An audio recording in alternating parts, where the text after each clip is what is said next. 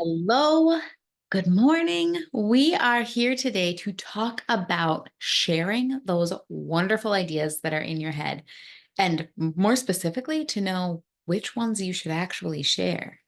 Because we've all been there, right? You have this vision in your heart, you have this idea in your head, and you don't know whether or not you should share it. You don't know if it's a good idea or maybe not so much. So that is what we're talking about today. I am going to give you 3 ways to find out if your idea is worth sharing. So, I am Kelly Hearn, and you are on the channel for Transitional Leadership. And this is where we help individuals and businesses implement leadership and career skill development because we want to foster an even greater impact than we are today. Now, I tell you this and I focus on this because you are here because you want to make an impact. And if you are holding back on those fantastic ideas that you have, you are lessening the impact that you can have. You are lessening your ability to change the trajectory of yourself, your career, the team that you're on, the organization that you're in. You could be making such a huge impact. But if you are keeping all of those ideas in your head because you're worried no one cares, you're afraid they've been done before, maybe something could go wrong if we change things, or maybe it'll just be a lot of work and no one likes that. But if you're holding them all in, you are restraining yourself from the impact that you could have. And if you are watching this video, you want to make that impact. And so, what I'm hoping you will come away from today with is just this understanding of I can decide, I can figure out and know with a lot of confidence that this idea is worth sharing. This is worth telling everyone about so that we can make the effort to make it happen, to implement things, to make the change, right? Because in the end, even if the work is there, in the end, even if it's difficult, if it is the right change for the organization, for the team, or even just for you personally in your life, it's worth doing. But we have to know that it's the right one, right? So if you came here from the blog, you might have seen this story in there. If not, you can by all means click the link below and go check it out in the blog. But um, I have seen this happen more times than I can count, where people are in a meeting, maybe in person, maybe on Zoom, and they are listening to some leader within the organization, usually a senior leader that's quite frankly talking over everybody's heads and sharing, the direction that they want to go.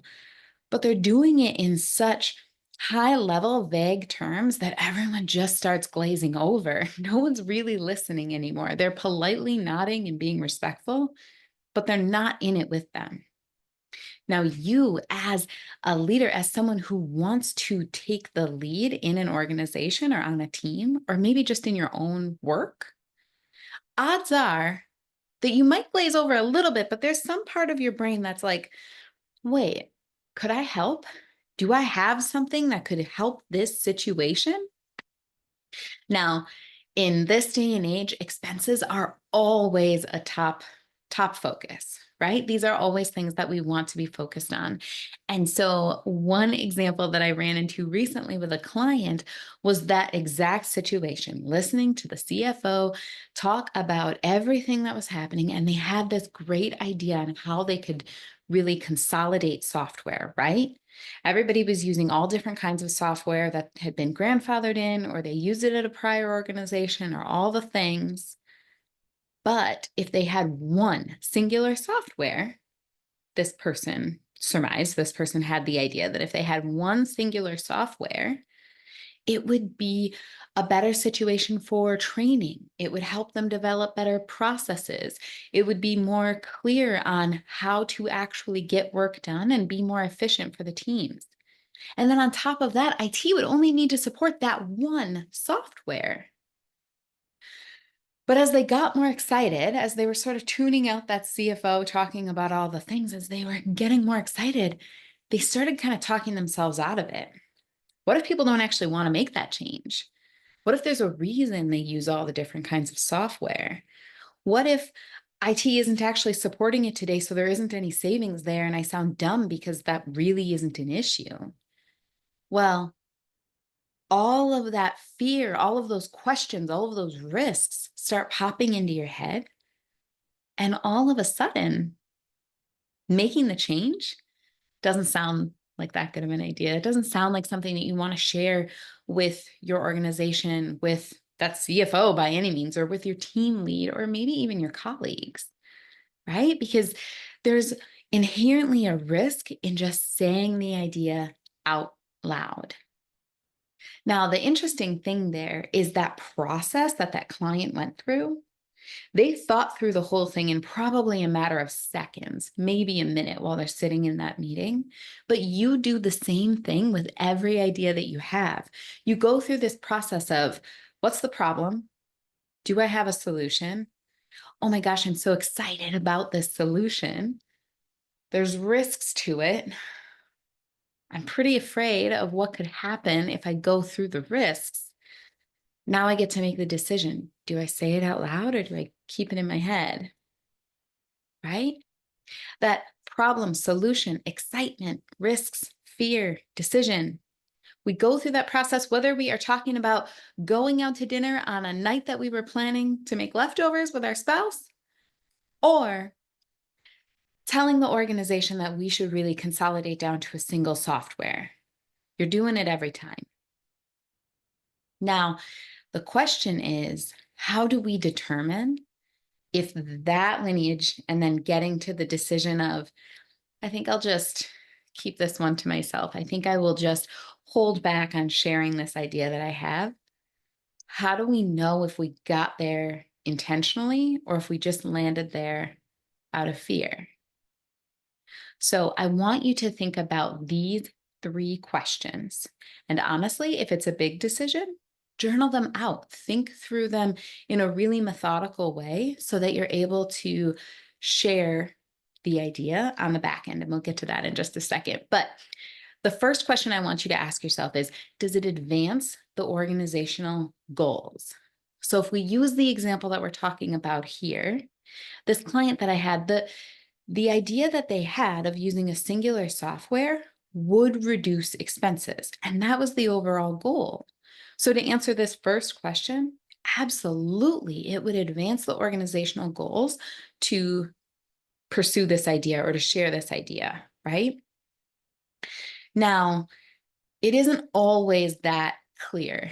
Sometimes you notice the problem from your own experience, not necessarily because someone who's at the top of the organization shared what the problem is. So let's twist this example just a little bit and say that the client was working within their team and was getting really frustrated that they had to create processes for all of these different softwares.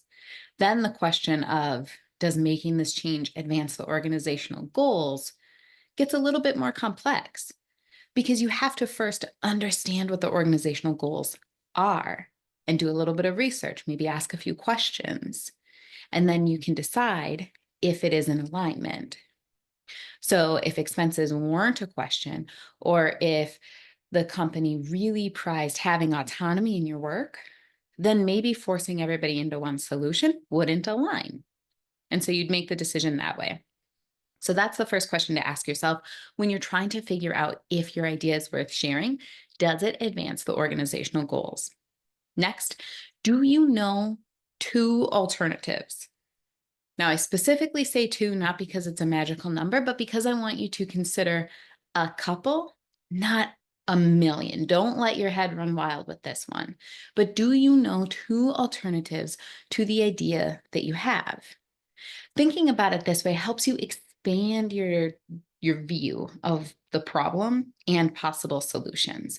If you can't come up with any alternatives, then I really want you to question if you fully understand the scope of the problem, because there are always multiple solutions to a problem. They aren't always going to be great, right? There's going to be pros and cons to all of them, just like there will be pros and cons, risks and opportunities, all of that to your idea.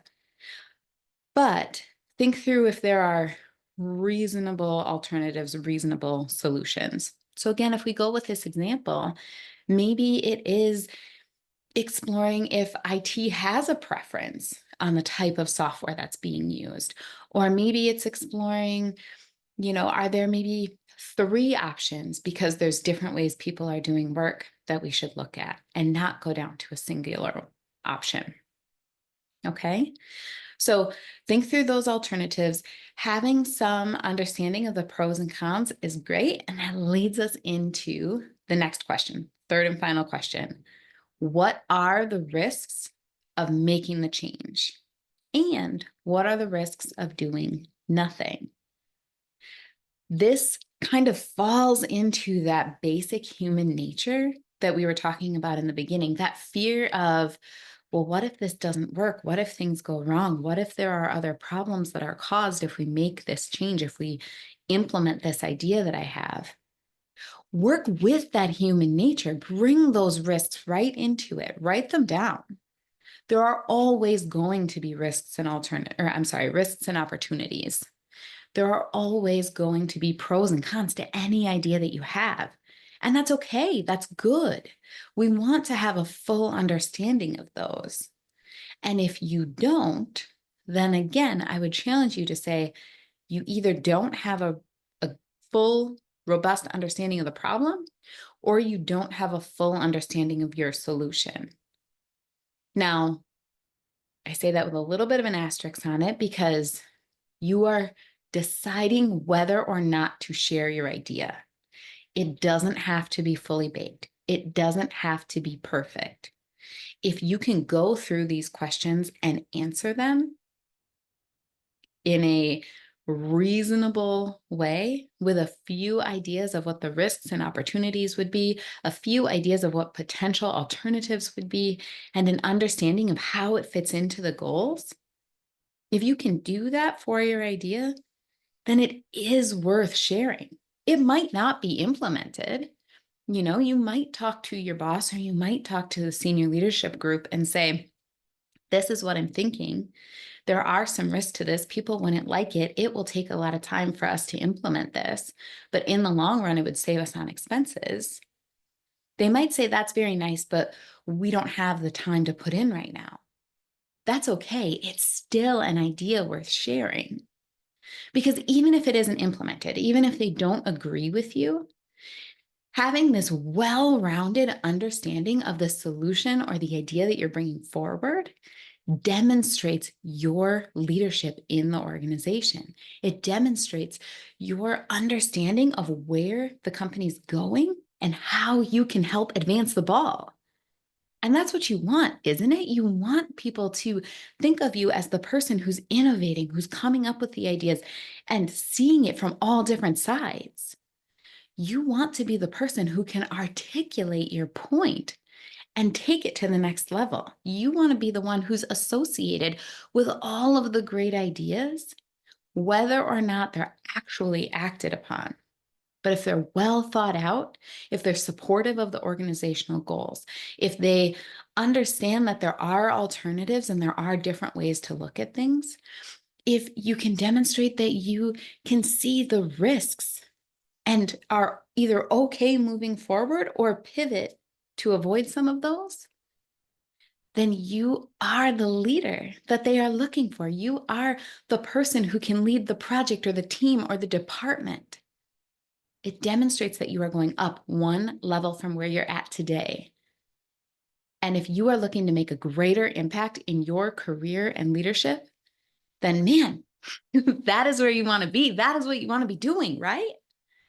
Now, I say that if you are getting to the point that you're like, all right, I've checked all the boxes, fully thought through these three questions, this idea is worth sharing, then it is worth sharing well. And you are already putting together the building blocks to be able to share that message well.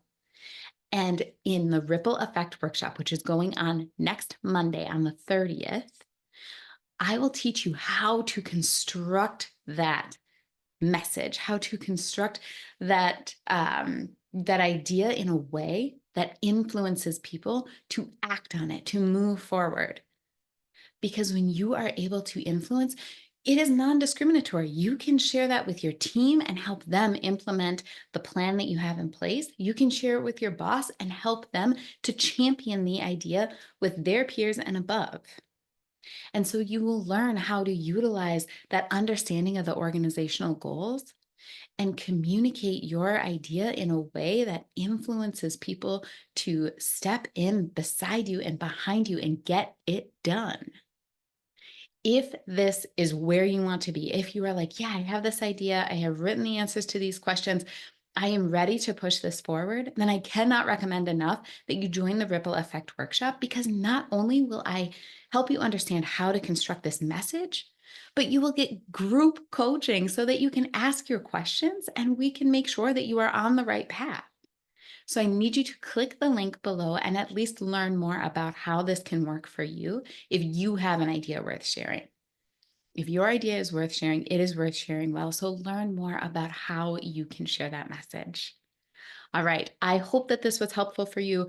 Whether or not you decide to join us in the Ripple Effect Workshop, I hope that this gave you the skills that you needed to be able to discern if your idea is worth sharing or not. Have a wonderful day, and I'll talk to you soon.